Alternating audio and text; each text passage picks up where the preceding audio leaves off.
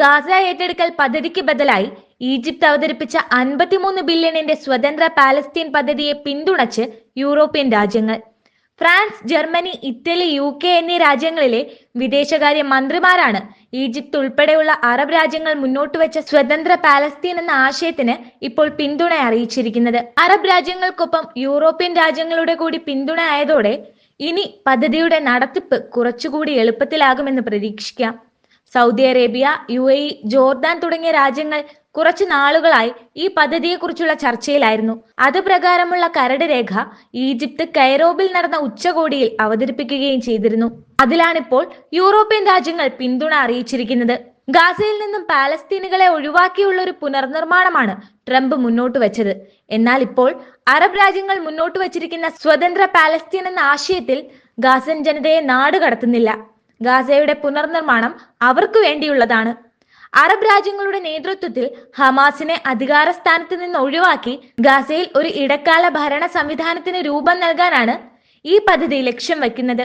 5 വർഷത്തിനകം പദ്ധതി പൂർത്തിയാക്കാനാണ് ലക്ഷ്യമിടുന്നത്. ഗാസയിൽ 2 ലക്ഷം വീടുകളെങ്കിലും നിർമ്മിക്കേണ്ടി വരും. ഗാസയുടെ കാര്യത്തിനായി ഹമാസിനെ ഒഴിവാക്കി ഒരു ഭരണ നിർവഹണ സമിതി ഉണ്ടാക്കും. ഗാസയുടെ പുനർനിർമ്മാണത്തിനുള്ള അറബ് രാജ്യങ്ങളുടെ ശ്രമത്തിന് UN മേധാവി അന്റോണിയോ ഗുട്ടറസും പിന്തുണ അറിയിച്ചിട്ടുണ്ട്. ഈ പദ്ധതി പാലസ്തീനികളെ അവരുടെ സ്വന്തം ഭൂമിയിൽ നിന്ന് പുറത്താക്കാതെ അവിടുത്തെ അവസ്ഥ മെച്ചപ്പെടുത്തുന്നതിലാണ് ശ്രദ്ധ കേന്ദ്രീകരിക്കുന്നത്. പതിറ്റാണ്ടുകളായി യുദ്ധത്തിലും ആക്രമണത്തിലും കഷ്ടപ്പെട്ട് കഴിയുന്ന ജനങ്ങൾക്ക് ആശ്വാസത്തിനൊപ്പം ഒരു വലിയ പ്രതീക്ഷ കൂടിയാണ് നൽകുന്നത്. അധ്യാപനവും ആരോഗ്യ പരിപാലനവും അടിസ്ഥാന സൗകര്യങ്ങളും ശക്തിപ്പെടുത്തി അവരെ സമാധാനത്തിന്റെയും സ്വാതന്ത്ര്യത്തിന്റെയും ദിശയിലേക്ക് നയിക്കുകയാണ് പ്രധാന ലക്ഷ്യം. അടുത്ത വർഷങ്ങളിലായി ഈ പദ്ധതി നടപ്പിലാക്കുമ്പോൾ ഗാസയിൽ വലിയ രീതിയിലുള്ള മാറ്റങ്ങൾ തന്നെ ഉണ്ടാകുമെന്ന് പ്രതീക്ഷിക്കാം. ബോംബ് കുഴിയാകാതെ പുതിയ വീടുകൾ, വിദ്യാർത്ഥികൾക്ക് സമഗ്രമായ വിദ്യാഭ്യാസ സൗകര്യങ്ങൾ, ആശുപത്രികൾ, വ്യവസായ വികസനം, ജോലിയൊരുക്കൽ എന്നിങ്ങനെ ഒരുപാട് പുതിയ സാധ്യതകൾ ഇതിലൂടെ സൃഷ്ടിക്കപ്പെടും. ഏറെക്കാലമായി ഗാസയെയും ചുറ്റുപാടുകളെയും ബാധിച്ച നാശനഷ്ടങ്ങൾ മറികടക്കാൻ ഈ പദ്ധതി സഹായിക്കും. അറബ് രാജ്യങ്ങളുടെ ഈ ശ്രമം അന്താരാഷ്ട്ര സമൂഹത്തിൽ തന്നെ വലിയ അംഗീകാരമാണ് നേടിയെടുക്കുന്നത്. കാരണം ഈ പദ്ധതി വിജയിച്ചാൽ അത് വെറും പുനർനിർമ്മാണമല്ല, ഒരു സമൂഹത്തിന്റെ തന്നെ പുനർജന്മമായിരിക്കും. ഇതിലൂടെ ഗാസയിലെ ജനങ്ങൾക്കും ഭാവി തലമുറയ്ക്കും സുരക്ഷിതമായ ജീവിതം ഉറപ്പാക്കാനാകുമെന്നാണ് ലോകരാജ്യങ്ങൾ പ്രതീക്ഷിക്കുന്നത്. എന്നാൽ ഗാസയുടെ പുനർനിർമ്മാണ പദ്ധതി കടുത്ത രാഷ്ട്രീയ പ്രതിസന്ധിയിലൂടെയാണ് കടന്നുപോകുന്നത്. ഇസ്രായേലും ഹമാസും തമ്മിലുള്ള നീണ്ടകാല സംഘർഷം ഇപ്പോഴും തീർന്നിട്ടില്ല. 2ാം ഘട്ട വെടിനിർത്തൽ ചർച്ചകൾ നടക്കുന്നതിനിടയിലും ഗാസയിൽ ആക്രമണങ്ങൾ തുടരുകയാണ് ഇസ്രായേൽ. ഇത് ഈ പദ്ധതിയുടെ ഭാവിയെ അതീവ ഗുരുതരമായി ബാധിക്കാനിടയുണ്ട്. അതുപോലെ അമേരിക്കയുടെ നയപരമായ സമീപനം ഗാസയുടെ ഭാവിയെ നിർണ്ണയിക്കുന്നതിൽ വലിയ പങ്കുവഹിക്കുന്നു. പാലസ്തീനികളെ ഒഴിവാക്കി ഗാസയെ എന്നേക്കുമായി സ്വന്തമാക്കാനാണ് ട്രംപ് കണക്ക് കൂട്ടിയിരുന്നത്. എന്നാൽ ആ കണക്കുകൂട്ടലുകൾ ഇവിടെ പിഴയ്ക്കുകയാണ്. ഗസയെ ഒരു ഉല്ലാസ കേന്ദ്രമാക്കി മാറ്റുക എന്ന US പ്രസിഡന്റിന്റെ സ്വപ്നത്തിനാണ് ഇവിടെ കർട്ടൻ വീഴുന്നത്.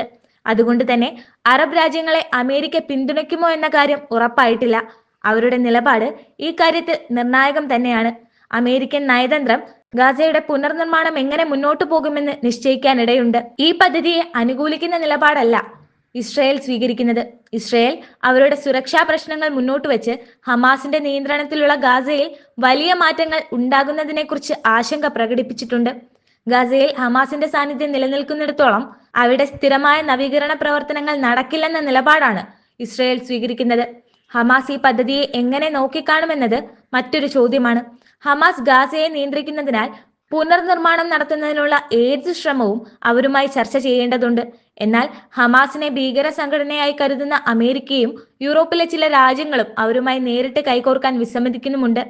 ഈ സമസ്ത സാംസ്കാരിക, രാഷ്ട്രീയ, സാമ്പത്തിക ചതുരക്കളത്തിൽ ഗാസയുടെ പുനർനിർമ്മാണം ഒരു വലിയ വെല്ലുവിളിയായി തുടരുന്നു. ഒരുപക്ഷെ ഈ പദ്ധതിയിലൂടെ ഗാസയ്ക്ക് ഒരു ശാശ്വതപരമായ സമാധാനം സാധ്യമാകുമോ, അതോ ഇസ്രയേലും ഹമാസും തമ്മിലുള്ള പുതിയ സംഘർഷങ്ങൾ ഉയർന്നു വരുമോ എന്നുള്ളത് ഗാസയുടെ ഭാവി നിർണ്ണയിക്കുന്നതാണ്.